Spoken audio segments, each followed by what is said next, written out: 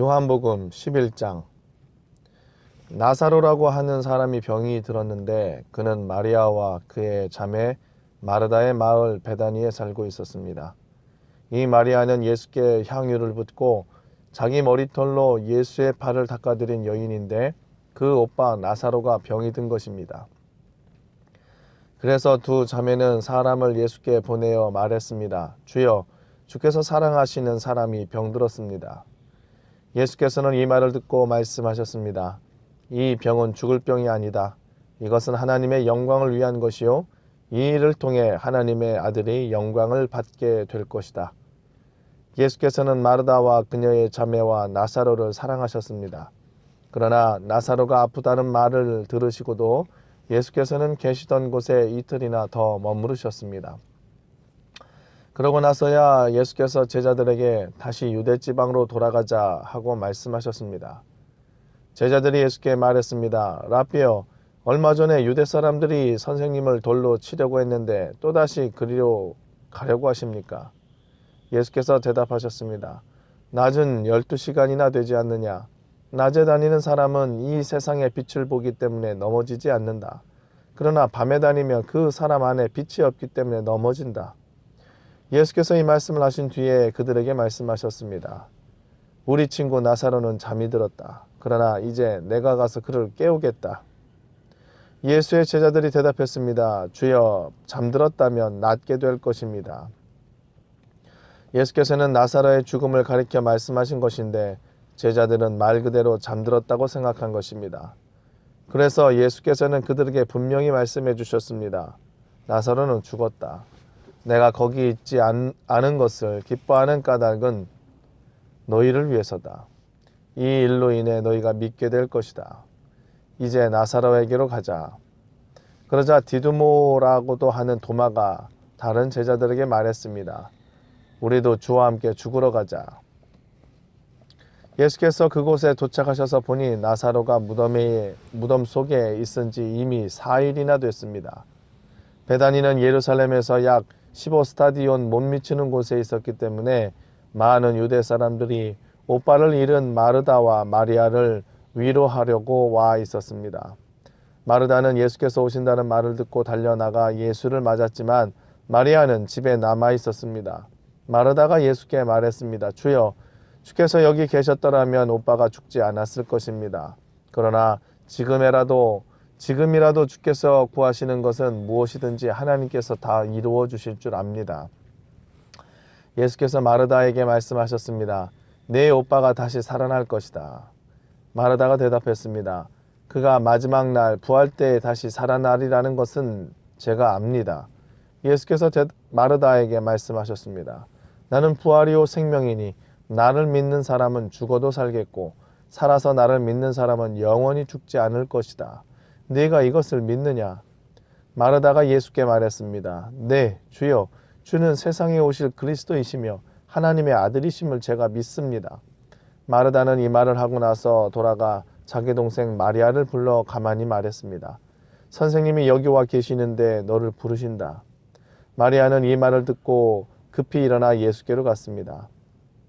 예수께서는 아직 동네에 들어가지 않으시고 마르다가 마중 나갔던 그곳에 계셨습니다. 마리아와 함께 집안에 있으면서 그녀를 위로하던 유대 사람들은 마리아가 벌떡 일어나 나가는 것을 보고 통곡하러 무덤에 가는 줄 알고 따라 나섰습니다. 마리아는 예수께서 계신 곳에 이르러 예수를 보자 그 발 앞에 엎드려 말했습니다. 주여, 주께서 여기 계셨더라면 저희 오빠는 죽지 않았을 것입니다. 예수께서는 마리아가 흐느껴 우는 것과 따라온 유대 사람들도 함께 우는 것을 보시고 마음이 비통해 괴로워하셨습니다.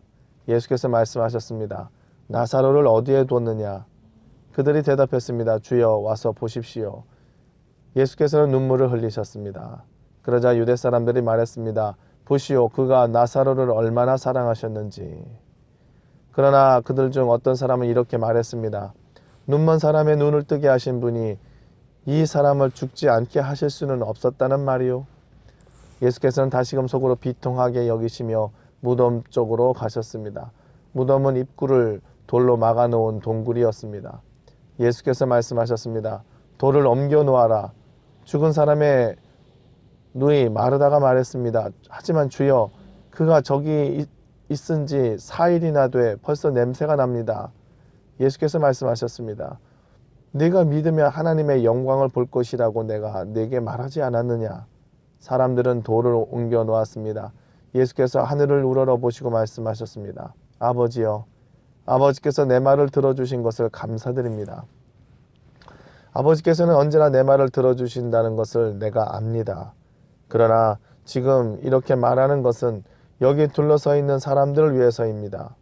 아버지께서 나를 보내셨다는 것을 그들로 하여금 믿게 하려는 것입니다. 예수께서 이렇게 말씀하시고 큰 소리로 외치셨습니다. 나사로야, 나오너라.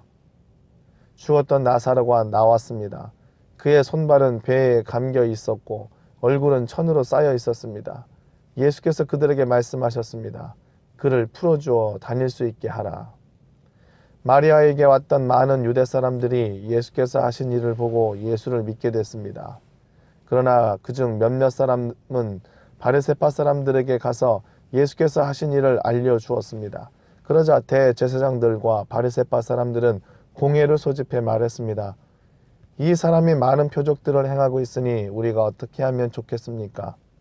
만약 이대로 내버려 두었다가는 모든 사람이 그를 믿게 될 것입니다. 그러면 로마 사람들이 와서 우리의 땅과 민족을 빼앗아 버릴 것입니다. 그러나 그들 중 가야바라는 그의 대제사장이 말했습니다. 당신들은 아무것도 모르고 있어. 한 사람이 백성들을 위해 죽어서 민족 전체가 망하지 않는 것이 당신들에게 유익한 줄을 깨닫지 못하고 있어. 이 말은 가야바가 스스로 한 것이 아니라 그 해의 대제사장으로서 예수께서 유대민족을 위해 죽게 될 것을 예언한 것이었습니다. 또한 유대민족뿐만 아니라 흩어진 하나님의 자녀들을 모아 하나 되게 하기 위해 죽으실 것을 예언한 것이었습니다. 그날로부터 그들은 예수를 죽이려고 음모를 꾸몄습니다. 그래서 예수께서는 유대 사람들 가운데 더 이상 드러나게 다니지 않으셨습니다. 거기에서 떠나 광야 가까이에 있는 에브라임이라는 마을로 가서 제자들과 함께 머무르셨습니다. 유대 사람의 유월절이 다가오자 많은 사람들이 유월절을 되기도 전에 자신의 몸을 정결하게 하려고 시골로부터 예루살렘에 올라왔습니다. 사람들은 예수를 찾으면서 성전에 서서 서로 말했습니다. 어떻게 생각하시오? 그분이 유월절에 오시지 않겠소? 그러나 대제사장들과 바리새파 사람들은 예수를 붙잡으려고 누구든지 예수께서 계신 곳을 알면 반드시 자기들에게 알려야 한다는 명령을 내렸습니다.